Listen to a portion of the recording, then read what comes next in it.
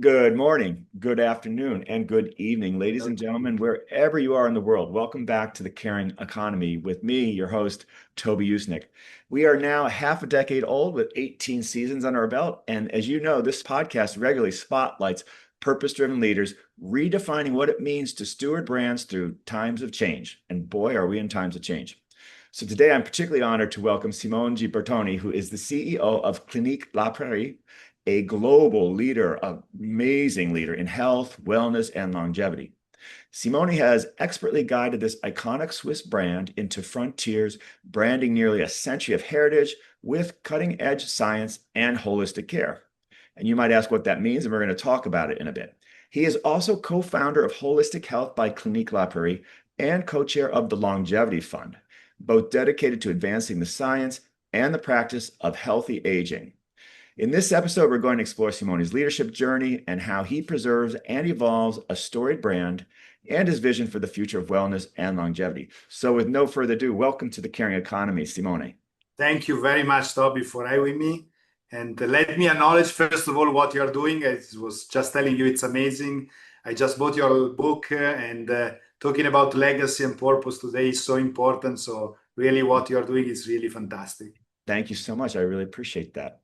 Simone, we always begin with the same question for all of our guests is if you could give us a little digest of your life, maybe where you were born, how you were raised, bumps along the road, pivots, mentors. How did you find your way to where you are today? Because we all know it's not just by pure indication of what you're meant to be. You had to have help and lessons learned. So take it away. Of course. Listen, I'm originally from Italy, from Modena. Everybody knows Modena because, as you know, is the house of a lot of very nice sport cards. I started my professional career after a degree in economy in consulting. I did many years of consulting, which was something that I really loved. Then I wanted to get into something more concrete. So at a certain point, I met an entrepreneur who had the company, which was the leading company doing cosmetic. It was also based in Italy. And I joined this company. I was there for many years, doing a lot of different stuff, a lot of time spent in Asia. And then I had this chance of joining Clinique La Prairie, which was really transformative and experience from many different points. I think we've been, Toby, the first over 10 years ago to start talking about this word longevity, which is so hot today. And then I founded another company, which is called Holistic Health, that you just mentioned, which is a company focused on supplement. And now recently we launched this new initiative, which I hope is giving us the possibility as a company to stay at the center of this longevity innovation space, which is the Longevity Fund by Clinique La Prairie with a dear friend of mine called Stefan Katsikas. And that's the last part of our adventure and more to come because we are building this ecosystem. If you want, we can discuss later. Sure. So there is a lot to do in this space of longevity to bring forward a serious longevity and something which is meaningful for our clients. I want to ask you about longevity to scope it out for us. But first, I want to just go back to as a child in Italy. Were you one of many children? Were your parents, are you like the overachiever? How did you, I mean, you clearly had ambition and smarts and dedication, but there had to have been something driving you. Was it self? Yeah, I think let me tell you first what I believe. And I think all of us, we should never forget that if we have achieved a kind of, if you want, call it success, whatever it is, there is always, call it grace, call it luck. But, it's not only because of us. There is always, we have always to consider this element. But yes, I think is at the beginning, consulting for me was intellectually something that I was liking very much. And then probably inside myself, I've always been a kind of entrepreneur, and I like this idea of building and staying with people and building team. So I think that this is, if you want to have the fil rouge, this is what has driven me over the time. Then, Toby, there has been a big change, if I need to tell you, compare my first part of my career to this last part, is that I think we are very lucky in Clinique La Prairie. There are a lot of companies like us, because I think we have something which is very meaningful in the mission of the company. We are not just here to sell product, we are here to help people. And if you're doing it in a sincere way, and if we put it as the center of what we do, I think this is very important. This is what is giving a lot of meaning of what I'm doing today. Yeah, well, that's the whole purpose of the caring economy. And you Yeah, can't sure. fake caring, I always tell people. You know if someone cares about you or not, and you know if a brand cares about you or not. So I fully support you and recognize you in that. So let's go ahead and scope out or define for our audience what longevity is, because it's a vague term in a certain sense, but in the business sense, what's the size of it? Who's the players in it? What are the elements of it? Yeah, longevity is becoming a very big business. Is For us is about. Let me mention to you our vision: helping and inspire people to live a longer, healthier, and better life. But as you know, it's not only about extending life; it's about living better the year that we have. Unfortunately, despite today everybody is talking about longevity, the world, as you know, is going into a very different direction. We Mm. still live a lot of years. In average, we say 7 years of our life with some morbidity, with some disease, not able to really fulfill our life in the best way possible. And so what is, I think, is interesting of Clinique La Prairie is that despite everybody's talking about longevity today, is almost 100 years that we are doing this. Everything started from a very interesting doctor called Dr. Nians, which invented this cellular therapy. And, it's something which is very fresh because I was at lunch with an old lady who is a dear friend and old-time clients, and she was mentioning to me that she met Dr. Nians, who's the founder of the clinic, in 1958, Wow. imagine. And she was telling me that already at that time, Nians was talking about the importance of lifestyle, the importance of moving, the importance of sleeping. I think is exceptional, right? Yeah. And so this has been the mission of the company since almost 100 years. Of course, everything has evolved, but always with keeping at the center a point which for us is very important, which is being life changer, changing the life of the people for the better. So, in a sense, then you seem to have no competitors in a certain sense because you are the originators, but who are the competitors? How much money are we talking about here? Is it a subset of the healthcare industry or That's a the, very good question. you know, lifestyle industry? I'm not quite sure if there is a number or what the industry analysts might say. Yeah, it's a multi-trillion industry. Then, of course, when you see all this data, it's 5.6 trillion economy of longevity is, of course, including a lot of different services and product. I believe the let's call it the longevity clinic business is yet to be developed.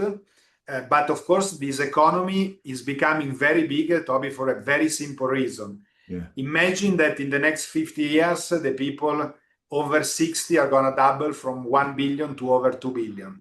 So, of Mm. course, there is the need about taking care of these people and also teaching to these people how to live better.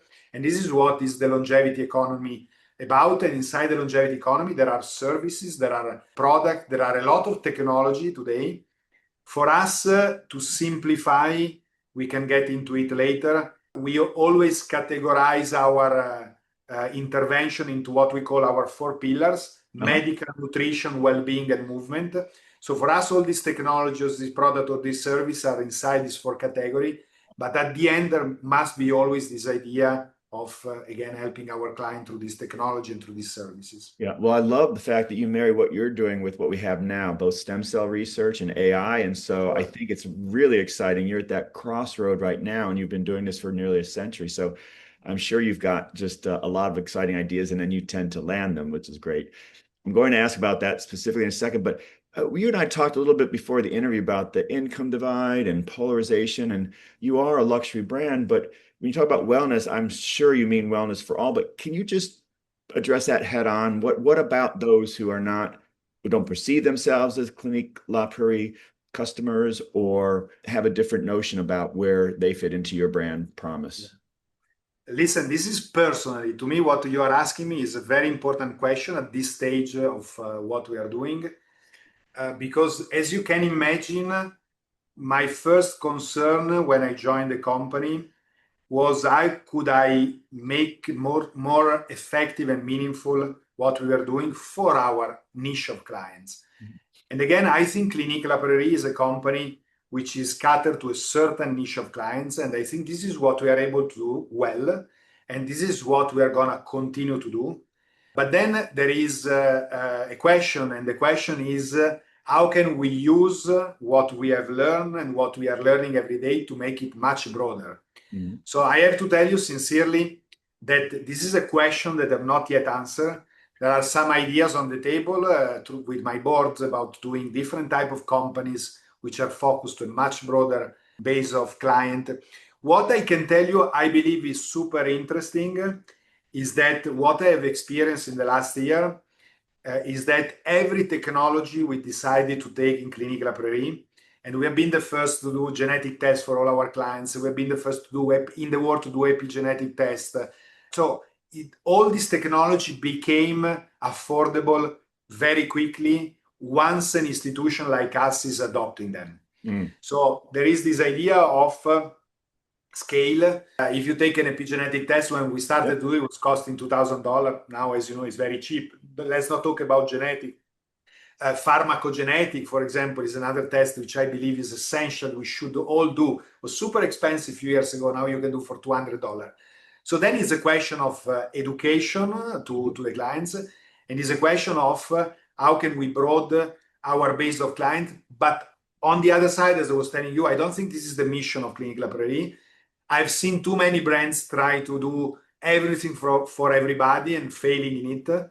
And so I think we need to stay true to our niche of client. But then your question is very important. Yeah. How can we use our knowledge to broaden our base? I think we are doing a lot in terms of education. I'm personally trying to do a lot also in terms of education. But there is more to come from this point of view. Yeah. Well, I love your answer, Simone, because it matters that you're involving your board and the whole team, so to speak. I'm sure that the Clinique La Prairie employees across the world are very proud to be a part of it and are not snobs, for lack of a better word. I also think it's exciting about AI. You talk about costs coming down. There have to be things going on already about modeling, like one's wellness over time. So that's going to help you scale, I would think.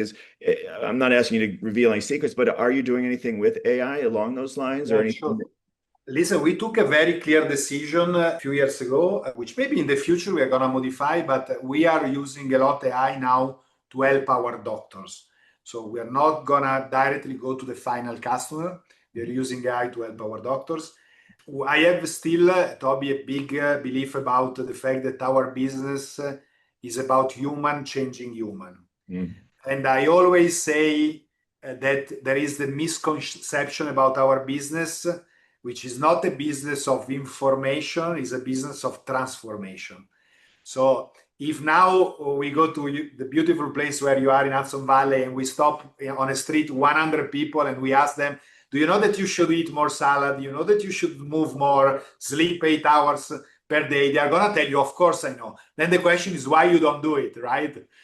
And so I always say that when you come to a place like us, when you get into a longevity process, our objective is not to give to you information, but is to change your life in the long term. That's why I build the longevity hub. That's why, no, because Toby, the other crazy things is that a lot of people are coming to a place like us and they say, you know what, I go 1 week to Clinique La Prairie so I can do whatever I want the rest of the year. Yeah. Doesn't work like this, right? So how you create this consistency, how you create this long-term change for our people, this should be at the core of what we do. Absolutely. Ladies and gentlemen, again, today on The Caring Economy, we have as our guest, Simone Gibertoni, who is the CEO of the Swiss wellness giant, Clinique La Prairie. Simone, let's talk about the global expansion under your leadership for, I think, a decade now or more. You are really nailing it, it feels to me. You've got, I don't know if you'd call it a sort of a spoke and hub model, but from your headquarters in Switzerland, you are carefully, strategically growing your footprint globally, and not all replications of what you have in Switzerland, but variations on it. Can you talk a little bit about your growth strategy and internationally? Sure. So is basically, Toby, 4 pillars. We have 4 strategic pillars that we are putting forward. And again, the question at the beginning, I think we should always keep our purpose at the center, even of the strategic thinking that we do, was how can we really transform life? I was telling you about the mindset. it's not enough to come 1 week to Clinique La Prairie. So our question was, how can we follow up with our clients? And then, there is another problem that we have in our business. You are coming 1 week in Montreux or now in China. We just opened a beautiful place in China. You get our nutritionists, you get our doctors are telling you what to do, are helping you to change. And then you say, you know what, when I go back in New York, I want to have my nutritionist, my longevity doctors, because I was so inspired by the week of Clinique La Prairie. But then you go there and they're telling you exactly the opposite, because we know how many different information there are today in this space. So for us, it was important. We know that consistency is the key to get the long-term result. So for us, it was very important to keep this consistency and to keep this human touch. Again, for us, you need human to change human. So we said, first of all, we should maybe have a little bit more what we call health resort, which has the full clinic like we have here in Montreux. But then we should have in every city, the major cities in the world, we should have what we call Longevity Hub by Clinique La Prairie, which is a urban center where you find doctors, nutritionists, coach to follow up with the client, but also to enroll new clients and to have a more simple product for people that are getting started into the longevity journey. And then we said we also need products because we would like our clients to have the best products. That's how we created Clinique La Prairie. And then the last question was, how is going to look like our industry in 10 years? I believe that it's all going to be what you just were mentioning before about innovation, about efficacy, about technology. I always say, Toby, here, I hope you're going to come once in Montreux. It's a wonderful place. You have a wonderful view on the lake. But if clients at the end of the week, they don't get transformed and there is not the efficacy, they're not going to come back. So we said we need to stay at the center of this innovation of longevity. And that's how we came to the fund and to the creation of the Clinique La Prairie Longevity Fund. So as you go abroad to mainland China or here in the Hudson Valley, why do you choose these particular venues? It's got to be consistent with your brand values and mission. Lovely settings, I presume, but are there other reasons you've chosen? Because it's quite an honor to have such a global brand come to be the first in China or in the Hudson or in North America. Thank you. It's a very different mix of elements, I have to tell you. There is for sure the importance of the location. But for us, I would say the base when we make a choice about where to open the next center is the partner that we are able to find, the alignment with the partners, with our values, with what we want to do. There have been many times we got very interesting financial possibilities about doing very big center, and we know that this is not what we want to do. For me, Toby, longevity, it's a process which is about 3 steps: diagnostic, intervention, and follow-up. And we believe that this process must be deeply personalized. So when we open a new location, we need to be sure that this element of seriousness, of science, therefore of investment are met. And so it's a little bit, I would tell you, opportunistic. We have, of course, a footprint of where we would like to be. But then if we find the right partner, if we find, in the case of Hudson Valley, we found a very good partner there. It's going to be with one and only in terms of the hospitality player. One and only has been with us already in Dubai. And we have really formed an incredible partnership in our center in Dubai. So we thought it was the right place and partner to do a longevity hub. Yeah, well, I will affirm that. I'm not from here, but my husband and I both know that this is our sense of place. You do have the natural beauty, but you also have the Culinary Institute of America, health and research facilities, incredible art, which is to me a very important part of wellness. Proximity to New York, so the demographics are good there too. So I'm excited to see how this evolves. Can you say a little bit more about maybe the demographics of your clients in the sense that, I'm sorry, you've been there, what, 10 years now? Yeah, it's almost 10 years, yes. So even in those 10 years, have you noticed any trends or changes in like young people getting more into this or less into this, or more hedonistic, less hedonistic? We hear about young people not drinking alcohol today. I wonder if you've got any interesting observations from the demographic point. Yeah, for sure. I think, first of all, you need to know that what is exceptional, I would say, of the clinic here in Montreux is that we have really clients, very small number of clients, a little bit less than 2,000 every year so imagine 40, 50 per week. with 300 people of staff, 50 doctors, so it's quite unique. But we are coming from basically all over the world. We have over 50 countries every year in average. So we have a very diversified base of clients from the geographical standpoint. Before COVID, a little bit less from Europe. Now almost 30% of our clients are coming from Europe. And you're totally right. I would tell you that the average age when I came was around 52, 53. Now it's approaching 45 years old. Wow. So clients are getting much, much younger. And in terms of mindset, I'm now making a big simplification, but it's clear that I would say probably older people are coming more with a kind of mindset of quick fix, and why younger people are now really very much more deeply into what is longevity. So they understand this approach of holistic need that you have for really achieving a longer and better life, which is our philosophy. We believe, Toby, that we will not find the magic pill which is going to make us live forever. Yeah. And we have been through this many times, in the last years about, oh my God, I have now the magic pill which is going to make you thin and happy. And so we believe the approach must be holistic. That's why I was mentioning to you this idea of medical, very important, but also nutrition, well-being, stress, as you know, is one of the things which is more creating more inflammation in our body, and then movement. That's what we try to vehicle to our clients, the idea that they need to take care of their health from an holistic Yeah. standpoint. Yeah, there's no single take a pill. I can't tell you how often, Simone, I tell young people in particular, just start now to walk 30 minutes a day. Just get that habit and form it. If you walk 30 minutes a day your whole life, I mean, I've been doing sports since I was in sixth grade, seventh grade. It's just, you don't see obese 80-year-olds, right? Like there's a reason. So I like that younger people, according to you, Sure, are sure, very engaging, true. but it can be as basic as that. That said, I wonder if do you have any sort of secret, we call them life hacks or any, I don't want to take away from your stellar service offerings and products, but is there any simple sort of things one can do from like drink a glass of water each day or what sort of short? Listen, let me tell you something. First of all, I totally agree with you about the fact that it's enough to start even with small step. But I think what is amazing about longevity is exactly this. The younger you start, the more you're going to have effect compounding over the year. But also, it's never too late to start. Absolutely. Right? So it's amazing to see what people at 70 or at 80 they can achieve in terms of muscle, in terms of cardio, in terms of flexibility, in terms of brain. We have this program, it's called Brain Potential, which we did with the doctor who is one of the doctors who have worked on the brain plasticity. And I think this is a concept which is fantastic. You can start any age.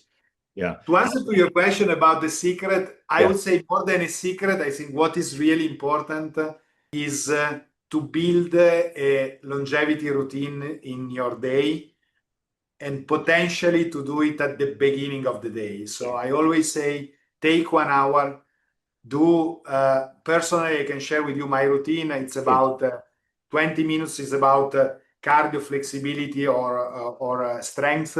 Then there is transcendental meditation. I always say that TM, transcendental meditation, doesn't cost anything. But if people would get with the pills what you can get with transcendental meditation, people would pay millions for it. And you don't need anything, just 20 minutes twice a day. And then there is a more spiritual part about journaling, about reflection. And I think these three parts are important to keep consistent in your daily routine. And then, of course, you can change, like you said, it could be 30 minutes of walk. But I think what is important is to do it at the beginning of the day and to keep consistently. Why at the beginning of the day? Because our brain are not built for saying at the end of the day is much more difficult. We have already Absolutely. I'm used the all same. our decision making power, and it's not easy for us. We know it very well. Discipline can last for a few days. We need to Yeah. build a routine of longevity in our day. I love that advice. I'm also one of those persons. I've always tried to do my workout, my exercise, my meditation in the morning throughout my life. So I'm with you on that. So also, when I turned 60 a couple of years ago, Oh, I needed a congratulations. new thing.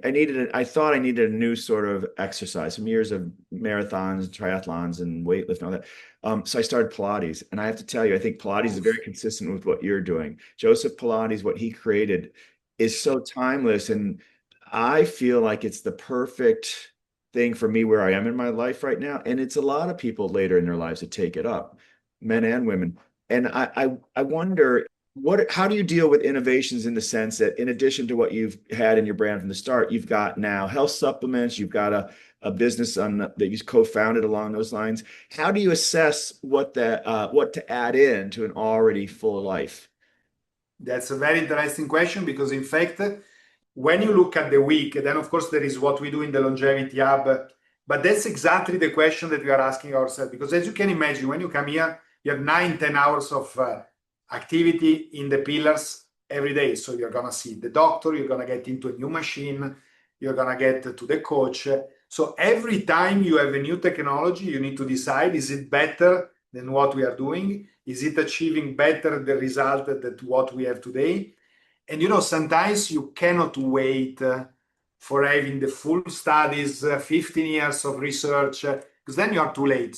But you want everything that we do to be scientific and to be proven. So there is always this balance. We have people going all around the world to scout the new innovation. We have collaboration. Here in Switzerland, we have a wonderful institution which is called Biopol, where there are hundreds of startups, and every month we got their best presentation, best innovation. We have a very important scientific committee in all the most important development of today. You were mentioning stem cell, for example. You were mentioning artificial intelligence.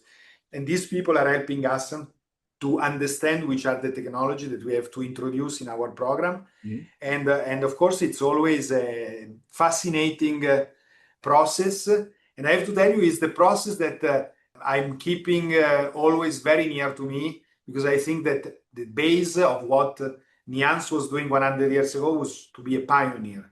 So we need to keep this pioneer spirit in Clinique La Prairie, and it's very important. It's in our DNA of the company. Yeah, I think that's almost the spiritual or intellectual part of wellness, constant growth and adventure in a certain sense, at least intellectually. I wonder, Simone, how you've got so much science and data driving what you do. So I know there have to be real strong measures of success, financial and otherwise, but how else can you give us a sense of what success looks like in terms of measurement at Clinique La Prairie? It's not lives saved necessarily, but is it years added on to the average client, or what sorts of ways do you measure success or impact? Yeah. Can I tell you how personally I measure success? Because Please, we're yes. talking about the purpose, Yes. right? And I feel, Toby, that I fulfill my role when at the end of the week, I'm sitting with a client and the client is telling you, listen, a week here has transformed my life. Now I'm going to live completely transformed. And this is, I have to tell you, luckily it's happening a lot.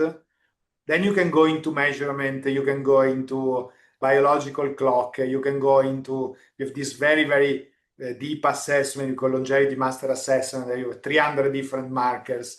60% of our clients are coming back every year, so we can analyze this marker.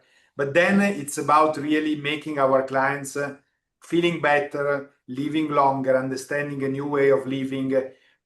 And I think there is one common element of the people working with us, and there is one common values that the client are highlighting when they leave. Because I always ask them, so what is really touch you most in the week of Clinique La Prairie? How was your week? And they say, I felt that all the people I was interacting with, they were caring about me. And if you want my point of view, this is the point: is do you have people that are caring? There is this idea of, we call it 3C: competence, super important, customization and personalization. But then the first C is about caring. Mm. And this is really the essence of what we do. I love that, the three C's. I hadn't thought about this till now, but if you're comfortable, I'd like to ask you about private equity. I mean, it seems you're in an industry now that I'm sure everyone wants a piece of, and I'm sure there's plenty of private equity there. Private equity is often seen as soulless, and the caring you described, I don't find to be consistent stereotypically with private equity. But is private equity busy in the space, and how does that affect where this whole industry goes if it's just for pure profit? Listen, we could talk about hours about this question, but let me say the origin of the interest of not only private equity, but a lot of players in longevity is there are two reasons. First of all, that everybody's listening to what customer want, and there are more and more customers who say, I prefer not to buy any more a watch or a bag because I won't like this money to keep it for a longevity experience because I feel this is now what I want. And we are moving from the economy of goods to the economy of experience. Yeah. Sorry, a little bit stereotype what I'm saying, but Absolutely. in fact, what is the best experience that you can have that is not that just an experience of leisure or sightseeing, but is an experience which is transforming your life and making you feeling completely better when you live this experience. So I think this is why everybody is looking at our industry, because we are putting together all the element of what people today want. They want an experience, they want a Mhm. transformation, they want to feel better, they want to live longer. There is one thing that a lot of people cannot buy, which is time, as you know. And I think what we do is really putting together all this element. Therefore, there is a lot of interest from company in the luxury space, from private equity. And of course, private equity are seeing, which is also, by the way, why this economy has been developed so much in the last year, the fact that is a market which is going to become very big in the next year for the Yeah. reason that I told you at the beginning. Yeah. A lot of people over 60 are going to be doubled in a few years. Yeah. And I want to do a shout out for private equity. I have a client now who's a very successful healthcare investor, and he's one with soul who actually leaves money on the table for these deals so that everyone prospers. And I've just finished a children's book with him on ABCs of Ah, investing. So super. he's a wonderful guy. So the other thing you said that really resonated with me is I think a lot of leaders today don't know what they want, quite honestly. And by that, I mean, when you say experiential, I tell so many young people I'm coaching around career stuff, the job descriptions today are not there for what the world needs. And experiential is one word I use all the time because people want experiential education, experiential travel. You have the Sphere in Vegas, these pop-up shops. People want experience, but you don't see a lot of job descriptions for experiential experts, right? But I think you're right onto it with that. And Clinique La Prairie has to be at the very top of an experience, right? So good on Absolutely. you. Simone, one last question we always ask. I'm mindful of your time. Is the pearls of wisdom you've gleaned throughout your career, your life? You might have a mantra that you use regularly. You've shared some already, but are there any particular words of wisdom you'd like to leave with our audience? Listen, again, I've seen what you are doing, so I think we are very much both of us into this. There are few elements, if you want personally, but also in terms of business. I think continuous learning is so important, and reading and learning is something which has been kind of fil rouge for all my life. In terms of the company, I think having a clear vision, communicating this vision is very important. Building a team of people that are aligned with this vision and with the values is the key to succeed. And then there is this idea, which is very simple but can be transformative, which is really with waking up every day asking one question: what I can do better today than yesterday, on a personal level and on the company level. This is a very simple question, but the question is really, this question will be transformative. And then very simple question: how can I help? This is at the end leadership, right? It's showing what you want other people to do, and then put yourself in a kind of help attitude. And I think this is in reality, leadership is very simple. It's bringing people, helping to bring people where maybe they are not able to go alone, and showing them the way. But if there is one element, is learning. I think continuous learning is so important. You're singing from my hymn book. I have to say, Simone, my whole life is about adventure through learning, discovery, and helping others. That sense of service, I think, is what is the only way to a satisfying life, a lasting legacy. And you know when you're being of service to someone else or you're being of service to yourself, right? It's the higher purpose which you at Clinique La Prairie are, I think, really firing on all pistons with. So congratulations. Ladies and gentlemen, today I want to thank our guest, Simone Gibertoni, who is the CEO of the Swiss giant Clinique La Prairie and soon to be here in Hudson Valley with us. Simone, I hope you'll come back on, and I hope I can have you over for tea or lunch one day when you land. Thank you. Same here. I'm going to wait for you here in Switzerland.